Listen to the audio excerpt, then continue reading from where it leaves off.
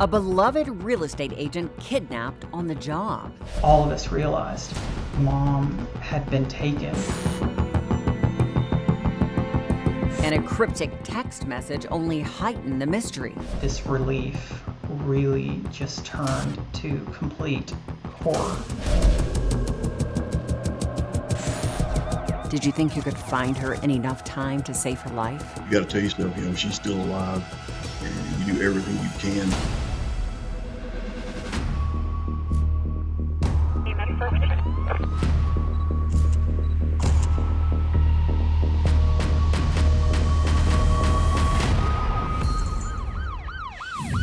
Hi, I'm Nancy O'Dell. Today's Crime Exposé takes us to Scott, Arkansas, located just outside the capital of Little Rock. It was here, surrounded by rolling hills and beautiful lakes, that a successful real estate agent vanished without a trace. The shocking clues left behind at the scene ignited an intense investigation to find her and ramped up a wave of concerns over realtor safety.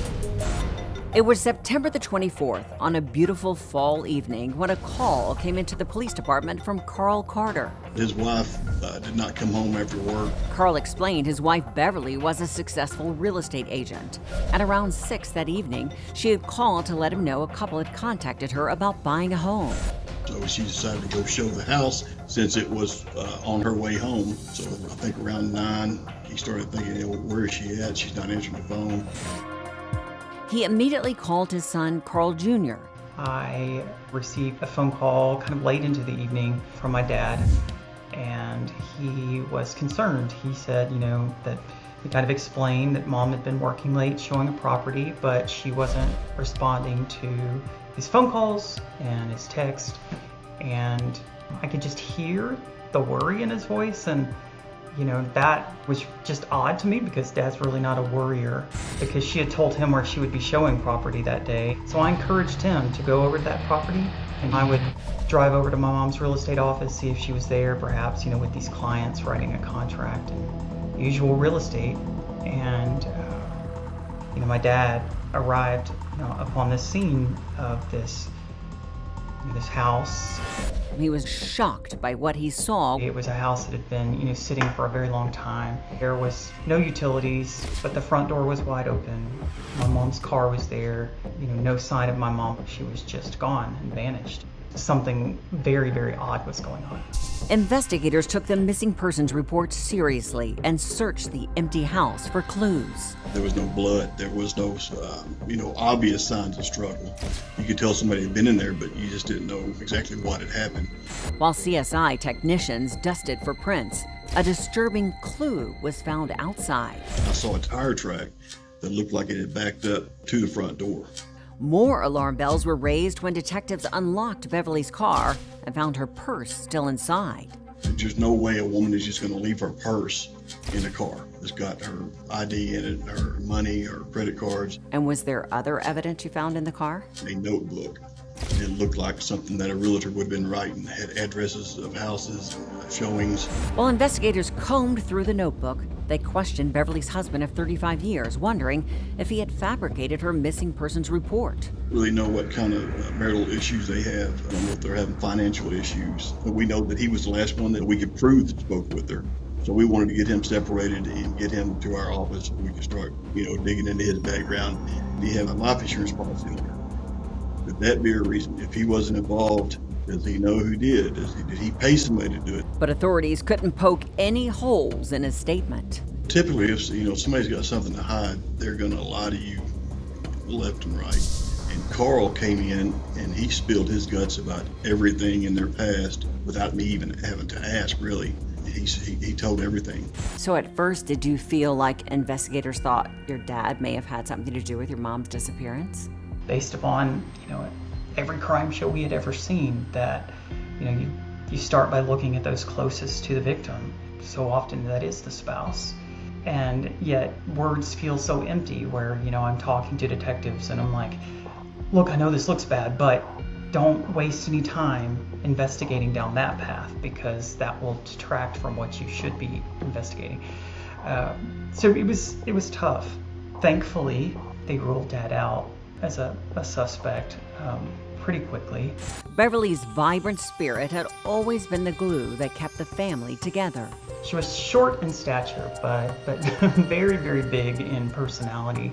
She had the biggest, brightest smile. She truly had such a warmth and a presence that filled a room.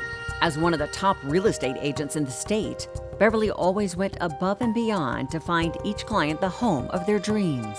Real estate is a tough industry, and she made it look easy. She loved it. She would talk to me about people that she had met through real estate transactions.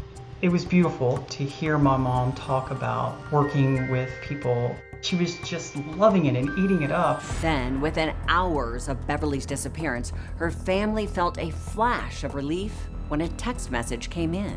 Dad begins yelling that Mom was texting him.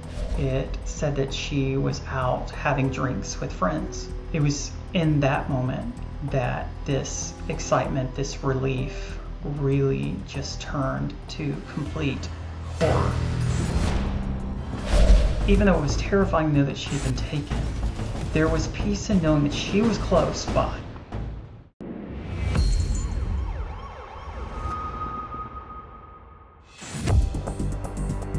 "50-year-old Beverly Carter had vanished without a trace.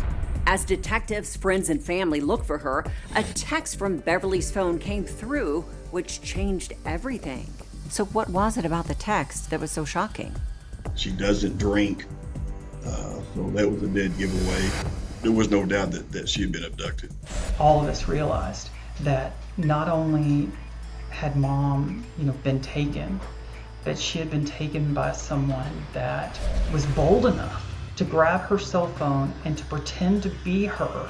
I mean, there truly is something to that mindset where you're like, this could never happen to me, and certainly this could never happen to my sweet mom. Detectives quickly pinpointed the location of her cell phone. You could hear them working together to start the process of seeing, where her cell phone might have been used. Which cell tower was it pinging? And, I heard that it was pinging not far at all from where we were.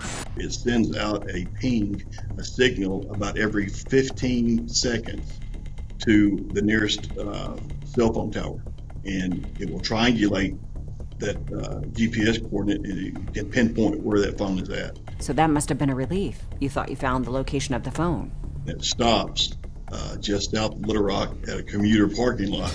As investigators raced to the parking lot, it was painfully clear to Beverly's family that every second counted. Even though it was terrifying to know that she had been taken, there was peace in knowing that she was close by.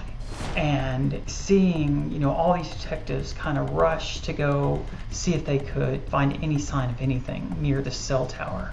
And that did instill some hope. But then starts this, this whole process of who in the world has taken her and why. There's this clock in the back of my mind about the importance of finding a missing person within that first 24 hours. There is this panic associated with it, and you feel so helpless, and it was just wildly confusing and scary and surreal, worried about where she could be, hoping that she was safe and comfortable. So did you think you could find her in enough time to save her life? There was a great sense of urgency try to locate her. You got to tell yourself, she's still alive, and you do everything you can, as fast as you can. Time just keeps going, and knowing that statistically the outcome was looking more and more grim.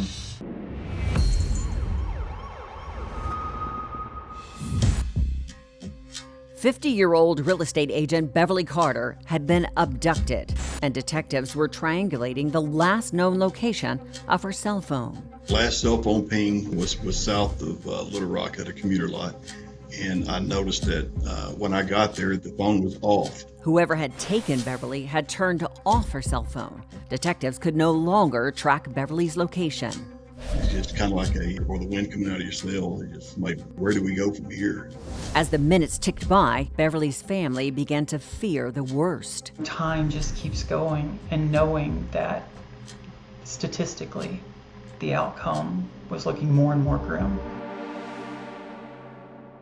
Detectives located a neighbor who had seen another vehicle at the home with Beverly. She said that she looked out her window and saw Beverly's car there, then saw a small black car there also. And originally it was pulled in beside Beverly's car facing the house. She said just maybe 15 minutes later, she looked back out and saw the car that was backed into the driveway up to the door, which is where the tire track would have came from that I saw.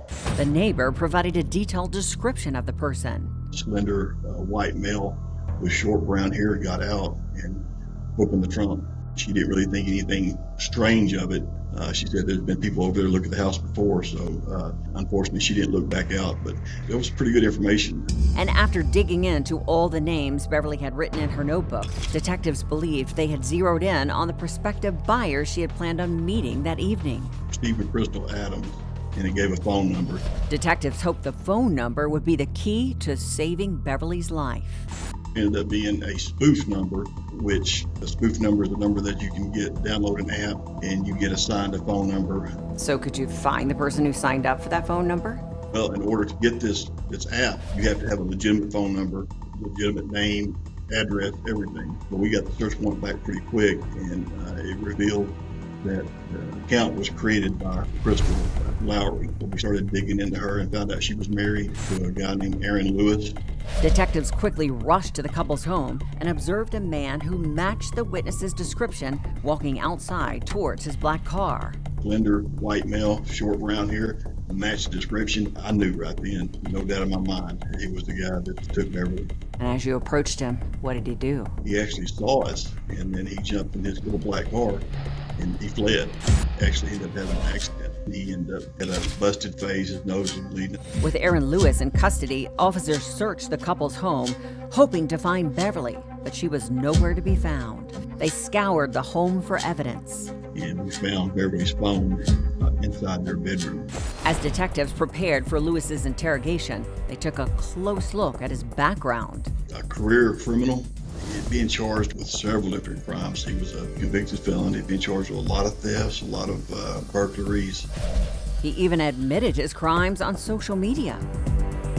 During questioning, at first, Lewis refused to talk. But when detectives turned up the pressure, Lewis finally revealed exactly how they had planned the abduction. He said that he wanted a broker because he wanted to get somebody that was rich, and he Googled her, and she was the first person that came up. The reason they were going to kidnap her is to get ransom. He said his wife, Crystal, was the one who called Beverly to set up the appointment. Crystal had actually spoke with Beverly on the phone and assured her that she would be there that afternoon with Aaron because Beverly didn't want to go alone. What did Aaron tell you had happened at the house? Beverly showed up, asked about his wife, said, well, she had something come up, she couldn't make it. So they go into the house, and then he said he pulls out a flashlight taser that he has. He clicks it. He says, you're about to have a bad day. And he duct tapes her arms and her feet and puts duct tape over her mouth and takes her and puts her in the trunk. He forced Beverly to record a ransom message they could send to her husband. They wanted Carl to provide the PIN code to Beverly's debit card, but their sinister plan quickly fell apart. And they were going to go take her debit card and draw all the money out. It did not happen because when he kidnapped her and left the house, he left her wallet, left her purse that had her debit card in it. He had no way to draw money out, even if he had the PIN code. So they decided to take Beverly to a concrete plant where Aaron once worked and murder her. Surveillance video picked up Aaron's image when he stopped at a store to buy a shovel. He wrapped her head in duct tape, and she laid there and suffocated, and that was her cause of death. Crystal held the flashlight, and he dug a hole and put Beverly in it and covered her up. It was a chilling confession. I don't think you could get any more cold-blooded than this. Can't think of any worse way to die. It was then Beverly's family heard the words no loved one should ever have to hear. My mom was found by some very, very incredible detectives after several days of hard work. And news travels very, very fast. And news of my mom's body being found made its way to social media quicker than law enforcement could even make it to the family. I was fortunate. Some of my mom's real estate friends, they were awake in the middle of the night. They saw that on social media, and they gathered and they rushed to my house And so at around 4 a.m., they arrived at my doorstep, and I'll never forget one of my mom's very best friends saying that my mom had been found. And I remember just kind of getting myself together quickly, because my next question to that agent was, which hospital? It just made sense to me that they would take her to a hospital to check her out, make sure that she was hydrated or, okay. And I remember saying, "Oh, honey, your mom's not alive." There's just the silence right after you receive news like that, and just complete disbelief, and really just more than anything, knowing what those last moments were like for her, and how afraid she must have been. Their pain deepened even more when detectives found Beverly's ransom message that Aaron Lewis had recorded on his cell phone, but had never sent. Carl, it's Beverly. I just want to let you know I'm okay. I haven't been hurt. Just do what he says, and please don't call the police. If you call the police, it could be bad. Just want you to know I love you very much. How did you feel when you heard your mother's voice? It was devastating, such sadness. Aaron Lewis was convicted of capital murder and sentenced to life in prison without parole. His former wife, Crystal Lowry, pled guilty and was sentenced to 30 years behind bars. Despite their convictions, nothing will ever replace Beverly's vibrant spirit that resonated with everybody who had the privilege to know her. She was the one that kept our family together and pushed us to be a strong family and to do things together and to love one another. She really was the core piece of so many things. They took, for my kids, they took their favorite person. Of course, I lost my best friend. I miss her with all of my being, all of my heart.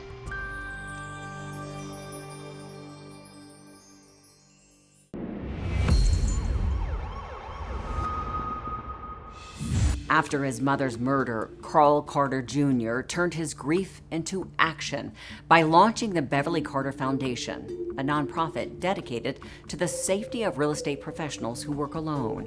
Carl's mission is to provide safety awareness, tips, and resources to ensure all agents make it home to their families. And now, it's time for today's Safety Spotlight.